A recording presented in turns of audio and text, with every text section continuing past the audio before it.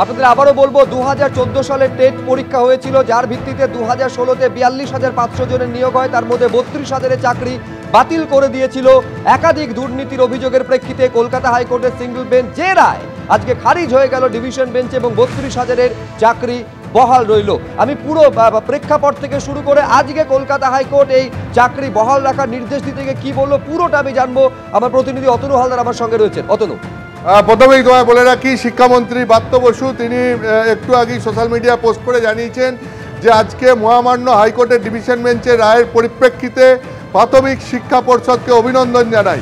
হাইকোর্টের সিঙ্গেল বেঞ্চের রায় বাতিল হয়েছে, 32,000 প্রাথমিক শিক্ষকের চাকরি সম্পূর্ণ সুরক্ষিত রইল। শিক্ষকদেরও সতত শুভেচ্ছা, সত্যের জয় হলো। এটা শিক্ষামন্ত্রী ব্রাত্য বসু তিনি এই রায়দানের কলকাতা হাইকোর্টের ডিভিশন বেঞ্চের রায় আসার পর সোশ্যাল মিডিয়ায় পোস্ট করে জানিয়েছেন। এবার তোমাকে আসি যে এই 2014 টেটের ভিত্তিতে টেটের বিজ্ঞপ্তি বেরোয়, 15 পরীক্ষা হয়, 2016 নিয়োগ হয়, প্রায় 43,000 প্রাথমিক শিক্ষকের নিয়োগ হয় এবং তার মধ্যে অভিযোগ ওঠে যে 32,000-এর চাকরি সেই চাকরি দুর্নীতির জন্য বাতিল করা উচিত। এবং তারপরে কলকাতা হাইকোর্টের বিচারপতি অভিজিৎ গঙ্গোপাধ্যায় সিঙ্গেল বেঞ্চের রায়ে এই 32,000 প্রাথমিক শিক্ষকের চাকরি বাতিল হয় এবং তারপর সেই মামলা চলে যায় কলকাতা হাইকোর্টের ডিভিশন বেঞ্চে। সেখানে তখন অভিজিৎবাবুর রায় বহাল থাকে এবং নতুন করে নিয়োগ প্রক্রিয়া সম্পন্ন করতে বলা হয়।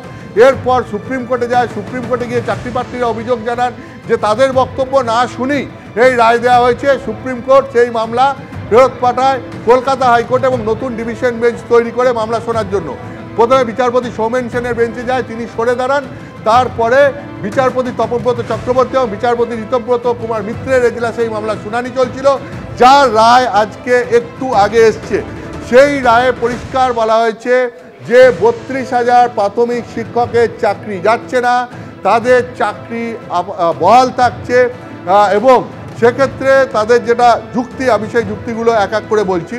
সেটা হচ্ছে যুক্তিগুলো কি, যে 9 বছর ধরে এরা চাকরি করছে, চাকরি চলে গেলে সমস্যা হবে, পরিবার নিয়ে বাঁচা মুশকিল হবে, ফলে সকলের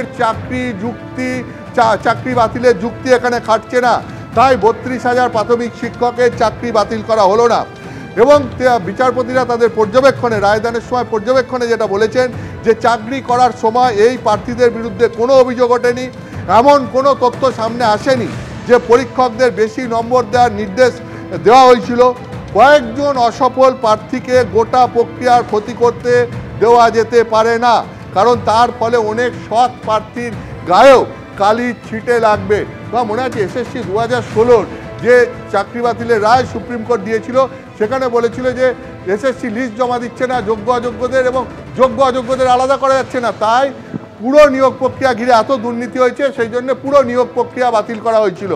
এবং সেখানে মানে সেই রায়দান আর এই রায়দানের মধ্যে যেটা মৌলিক পার্থক্য রয়েছে, এখানে যেটা দেখা যাচ্ছে যে যোগ্য অযোগ্য আলাদা করা নয়, মানবিক গ্রাউন্ড থেকে যে হ্যাঁ দুর্নীতি হয়েছে, সিবিআই এবং ইডি তাদের তদন্ত করছে, সেই তদন্তের মতো চলবে, দুর্নীতির মামলা তদন্ত চলছে, কিন্তু 9 বছর পর চাকরি বাতিল করলে এই শিক্ষকদের এবং তাদের পরিবারের ওপর বিরূপ প্রতিক্রিয়া পড়তে পারে, প্রভাব পড়তে পারে, তাই এদের প্রত্যেকের চাকরি বহাল রাখা হচ্ছে, পুরো প্যানেল বাতিল করা হচ্ছে না। এবং চাকরি বাতিল করলে অনেক সৎ প্রার্থীর গায়েও কালির ছিটে লাগবে, সেই কারণে সবার চাকরি বহাল রাখা হচ্ছে। এখন বিচারপতিরা তাদের পর্যবেক্ষণে যেটা আরও বলেছেন যে সিবিআই তদন্ত হয়েছিল, সেই তদন্তে পাওয়া তথ্য কী পেয়েছিল সিবিআই, যে 264 জন প্রার্থীর ক্ষেত্রে অনিয়ম হয়েছিল, তাদের ক্ষেত্রে গ্রেস মার্ক দেওয়া হয়েছিল, তাদের চিহ্নিত করা গেছে, আর 96 জন প্রার্থী তারা কোয়ালিফাইং মার্কস পেয়েছিলেন এবং তাদেরকে তার ভিত্তিতেই নিয়োগ করা হয় এবং তাদেরও চিহ্নিত করা গেছে।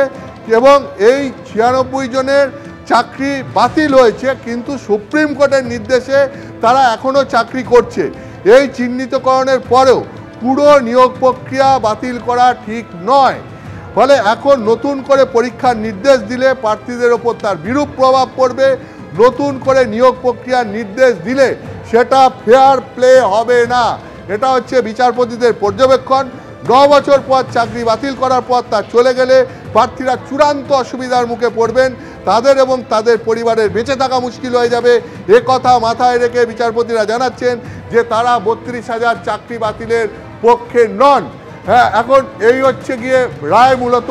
ফলে মূল যে জায়গাটা, যেটা সবাই তাকিয়েছিলেন যে এসএসসি 2016 26,000 শিক্ষক শিক্ষাকর্মী চাকরি বাতিলের পর এই প্রাথমিক শিক্ষকদের 32,000-এরও চাকরি বাতিলের রায় বহাল থাকে কি? কারণ এসএসসিতে যেরকম প্রাতিষ্ঠানিক দুর্নীতির অভিযোগ উঠেছিল, ঠিক একই রকম অভিযোগ এই প্রাথমিক নিয়োগ দুর্নীতির ক্ষেত্রেও উঠেছিল। সিবিআই এখানে চার্জশিট দিয়ে সেই সময় তৎকালীন শিক্ষামন্ত্রী পার্থ চ্যাটার্জি, মধ্যশিক্ষা পর্ষদের তৎকালীন সভাপতি মানিক ভট্টাচার্য এবং কালীঘাটের কাকু সুজয় কৃষ্ণ ভদ্র, কুন্তল ঘোষ সহ এরকম অনেকের নামে সিবিআই চার্জশিট জমা দিয়েছে এই দুর্নীতিতে যুক্ত থাকার অভিযোগে। এবং ইডিও এসএসসি এবং প্রাথমিক নিয়োগ দুর্নীতি দুটো মিলিয়ে এই শিক্ষা নিয়োগ দুর্নীতির যে তদন্ত করছে, সেখানেও এই নিয়োগ দুর্নীতিকে কেন্দ্র করে টাকা পয়সার বিরাট লেনদেনের কথা উঠে এসছে। তাদের তদন্তে চাকরি বিক্রির অভিযোগ উঠেছে। এবং এসএসসি 2016-র ক্ষেত্রে যেভাবে অভিযোগ উঠেছিল চাকরি বিক্রির, এই প্রাথমিক নিয়োগ দুর্নীতির ক্ষেত্রেও একই রকম অভিযোগ ওঠে। তবে দুটো রায়ের ক্ষেত্রে আমরা দেখলাম যে একদম মৌলিক তফাৎ হয়ে গেল। 2016-র এসএসসির নিয়োগ দুর্নীতির ক্ষেত্রে যেরকম 26,000 শিক্ষক শিক্ষাকর্মীর চাকরি বাতিলের নির্দেশ দিয়ে সুপ্রিম কোর্ট নতুন করে নিয়োগ প্রক্রিয়া সম্পূর্ণ করতে বলেছিল, এক্ষেত্রে আমরা দেখলাম যে কলকাতা হাইকোর্টের এর আগের সিঙ্গেল বেঞ্চ এবং ডিভিশন বেঞ্চেরও সেই যে রায় ছিল যে এই 32,000 প্রাথমিক শিক্ষকের চাকরি বাতিল করে নতুন করে নিয়োগ প্রক্রিয়া করতে হবে, সেই রায় আজকে কলকাতা হাইকোর্টের বিচারপতি তপব্রত চক্রবর্তী এবং বিচারপতি ঋতব্রত কুমার মিত্রের ডিভিশন বেঞ্চে খারিজ হয়ে গেল। তারা জানালেন যে নতুন করে নিয়োগ প্রক্রিয়া করার দরকার নেই, সকলের চাকরি বাতিল করাটা যুক্তিগ্রাহ্য হবে না। ফলে আগের রায় খারিজ হয়ে গেল। এই 32,000 প্রাথমিক শিক্ষকের চাকরি বহাল রইল।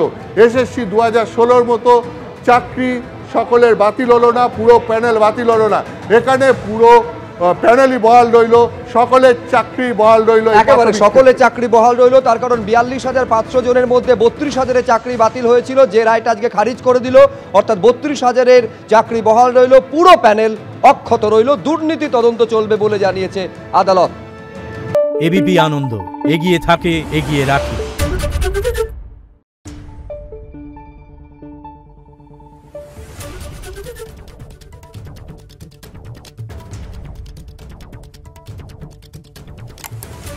Thank you.